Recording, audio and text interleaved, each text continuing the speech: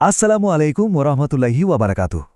আজকে আমরা কোরআন ও সহি হাদিসের আলোকে খুবই গুরুত্বপূর্ণ একটা বিষয় নিয়ে কথা বলতে যাচ্ছি, আর সেটা হলো বৈবাহিক সম্প্রীতি। এই বিশ্লেষণে আমরা দেখব ইসলামে দাম্পত্য জীবনের ভূমিকা কি, কার কি দায়িত্ব, আর হ্যাঁ, যদি কখনো মতের অমিল হয় তখন সমাধানের পথগুলোই বাকি।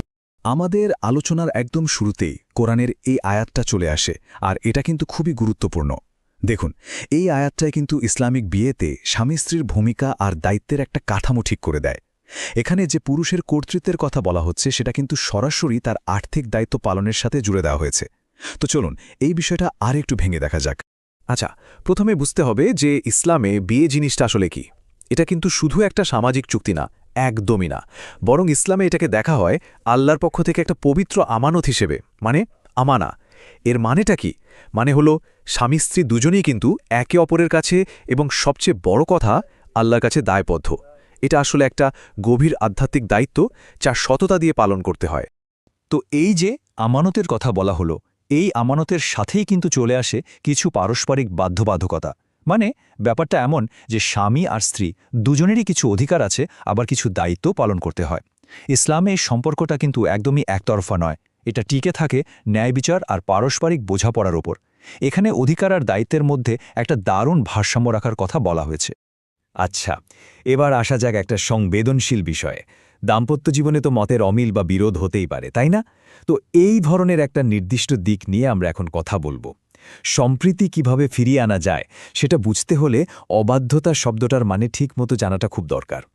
ইসলামিক টেক্সটগুলো অনুযায়ী অবাধ্যতা বলতে ঠিক কী বোঝায়? এটা হলো যখন একজন স্ত্রী তার স্বামীকে অসম্মান করেন অথবা তার এমন কোনো কথা মানতে রাজি হন না যা কিনা ন্যায্য এবং ইসলামিক নীতির সাথে মেলে। তবে এখানে একটা ব্যাপার খুব পরিষ্কার করে বুঝতে হবে। স্বামীর আদেশটা কিন্তু অবশ্যই যৌক্তিক, ন্যায়সঙ্গত আর ইসলামিক গণ্ডির ভেতরে হতে হবে। মানে কোনো অন্যায় বা ইসলাম বিরোধী আদেশ মানতে স্ত্রী কিন্তু একদমই বাধ্য নন। এটা একটা খুবই গুরুত্বপূর্ণ পয়েন্ট। ইসলামিক শিক্ষায় এই ধরনের দাম্পত্য কলহের কিন্তু একটা গভীর আধ্যাত্মিক দিক আছে। মানে এর প্রভাবটা শুধু এই দুনিয়ার সম্পর্কের মধ্যে আটকে থাকে না, বরং বলা হয় এর একটি পারলৌকিক ওজনও রয়েছে। তো স্বাভাবিকভাবেই মনে প্রশ্ন জাগে, এর আধ্যাত্মিক প্রভাবটা ঠিক কী?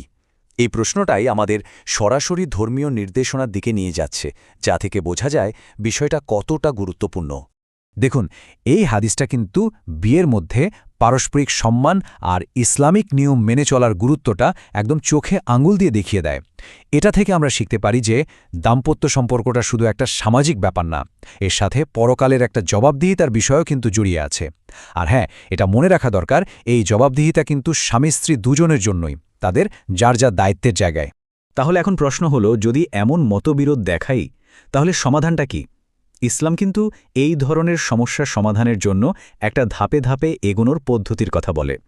আর এর মূল লক্ষ্যটা কিন্তু কাউকে শাস্তি দেওয়া না, বরং সম্পর্কটাকে আবার আগের জায়গায় ফিরিয়ে আনা। তো ইসলাম এখানে ৩টা ধাপের একটা সহানুভূতিশীল প্রক্রিয়ার কথা বলে। প্রথম ধাপটা হলো স্বামীকে ভালোবাসা আর ধৈর্য নিয়ে উপদেশ দিতে হবে। মানে খোলাখুলি কথা বলে সমস্যাটা সমাধান করার চেষ্টা করতে হবে। যদি তাতেও কাজ না হয় তাহলে দ্বিতীয় ধাপ হলো কিছুদিনের জন্য বিছানা আলাদা করে দেওয়া। এর উদ্দেশ্য কিন্তু শাস্তি দেওয়া না, বরং দুজনকে একটু ভাবার সুযোগ দেওয়া, নিজেদের অবস্থানটা বোঝার সুযোগ দেওয়া।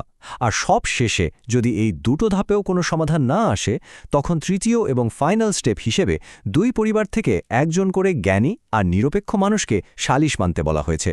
তারা চেষ্টা করবেন মধ্যস্থতা করে সম্পর্কটা বাঁচানোর। কিন্তু একটা কথা একদম পরিষ্কারভাবে মনে রাখতে হবে, এই যে পুরো মীমাংসার প্রক্রিয়াটা, এটা অবশ্যই ইসলামের মূল ভিত্তির উপর দাঁড়িয়ে থাকতে হবে। সেই ভিত্তিটা কি? ন্যায় বিচার, ন্যায্যতা আর সহানুভূতি। এর উদ্দেশ্য কখনোই জুলুম করা নয়, বরং সংশোধন করা। এখানে একটা বিষয় খুব পরিষ্কার করে দেওয়া হয়েছে, ইসলাম কোন জিনিসটা করতে বলে আর কোনটা কঠোরভাবে নিষেধ করে। শান্তি, ধৈর্য আর একে অপরের প্রতি সম্মান দেখিয়ে সমাধানের পথ খুঁজতে বলা হয়েছে। আর অন্যদিকে যে কোনো রকম সহিংসতা, মানসিক অত্যাচার বা অন্যায় করা, এগুলো কিন্তু পুরোপুরি হারাম বা নিষিদ্ধ। এগুলো ইসলামের নীতির সম্পূর্ণ বাইরে। সুতরাং শেষ কথা হলো, এই পুরো ব্যবস্থার একটাই উদ্দেশ্য, সেটা হলো সম্পর্কের ফাটলটা ঠিক করা আর বিয়ের পবিত্রতা ও স্থিতিশীলতা ধরে রাখা। মূল লক্ষ্যটাই হল সম্মান আর ভালোবাসার সাথে পরিবারটাকে টিকিয়ে রাখা। তো আমাদের এই পুরো আলোচনার শেষে একটা বড় প্রশ্ন কিন্তু থেকেই যায়, শুধু স্বামী স্ত্রীর সম্পর্কে নয়, যে কোনো সম্পর্কেই একদিকে নির্দেশনা আর অন্যদিকে সহানুভূতির মধ্যে ভারসাম্যটা কিভাবে রক্ষা করা যায়। এটা কিন্তু একটা সার্বজনীন প্রশ্ন, তাই না, যা আমাদের সবাইকে একটু হলেও ভাবায়।